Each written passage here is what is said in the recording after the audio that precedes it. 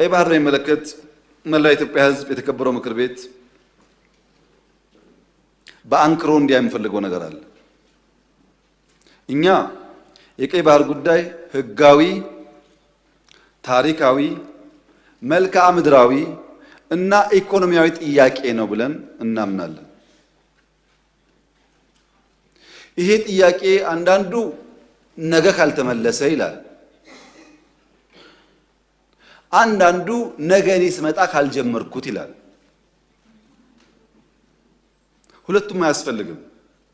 ቀይ ባህርን ኢትዮጵያ ለማጣት 30 ዓመት ከዚያ በላይ የወሰደ ትግል ነበር። ታውቃላችሁ። በ30 ዓመት ትግል ውስጥ በብዙዎች ርብርብ ነው ኢትዮጵያ ያጣችው።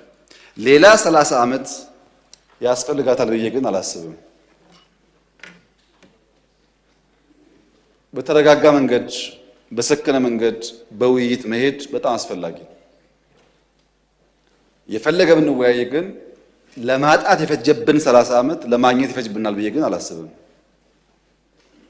ጊዜው ግን በቂ ስለሆነ በተረጋጋ መንገድ ማየት ያስፈልጋል።